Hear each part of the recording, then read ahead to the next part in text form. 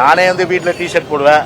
இப்போ ஒரு ஸ்போர்ட்ஸ் ராயபுரத்தில், திருவிக்கணூர், சென்னையில் எங்கே நடத்தினாலும் சரி என்னை கூப்பிடுவாங்க, டிஷர்ட் போடுவோம். அது வந்து ஒரு பிரைவேட் நிகழ்ச்சி. அது பிரைவேட் நிகழ்ச்சி. டிஷர்ட் போடலாம் எல்லாரும்.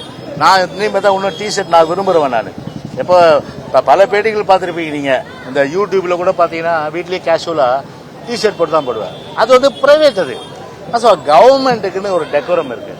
எங்கள் கேள்வி அதான், கவர்மெண்ட்டுக்குன்னு ஒரு டெக்கோரம் இருக்குது. சரி, நான் கேட்குறேன், இவர் வந்து டெப்டி சிஎம் இருக்காரு, இவர் சீஃப் செக்ரட்டரியோ இல்லை ஒரு செக்ரட்டரியோ டிஷர்ட் போட்டுட்டு வந்தா இவர் ஒத்துப்பாரா?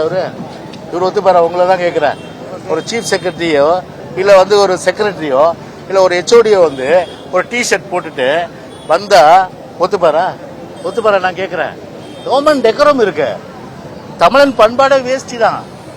வேஷ்டி கட்டல உனக்கு என்ன பிரச்சனை? அது வந்து விடு. ரெண்டாவது, நீ பனின்னு போட வேணாம்னு நாங்கள் சொல்ல, போட்டுன்னு போ. உங்க கட்சி நிகழ்ச்சிக்கு போட்டுன்னு போங்க.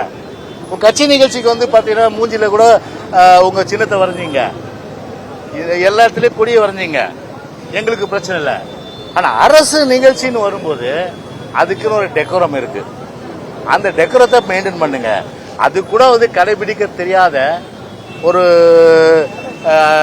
என்ன சொல்றதுன்னா ஒரு ஒரு ஒரு அரைவேக்காடு தானே தான் நிச்சயமா இதை நம்ம நிச்சயமா சொல்ல முடியும். ஒரு அரைவேக்காடு தானே சொல்ல முடியும். அதனால பிரைவேட் நிகழ்ச்சி வேற, பப்ளிக் நிகழ்ச்சி வேற. எங்களை பொறுத்த பிரைவேட் நிகழ்ச்சியில நீங்க எப்படி வேணாலும் ட்ரெஸ் கோடை போட்டு போங்க, எங்களுக்கு மாறுபட்ட கருத்து கிடையாது.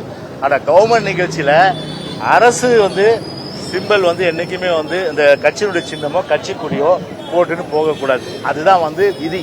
அது அரசு ஊழியராக ஒருத்தர் பேசினாரு, அரசு ஊழியருக்கும் பொது ஊழியருக்கும் வித்தியாசம் தெரியலனாரு. அப்ப டிவிஎஸ் எந்த அடிப்படையில் வந்து அமைச்சர் வீட்டில் ரைட் அடிக்கிறாங்க? எந்த எந்த எந்த வீட்டில் வந்து அமைச்சராக வந்து முன்னாள் அமைச்சரானாலும் சரி, டிவிஎஸ் எந்த இடத்துல ரைட் அடிக்குது? ஒரு அரசு ஊழியர் அடிப்படையில் தானே அடிக்கிறாங்க. அதை ரைட் அடிக்கிறது.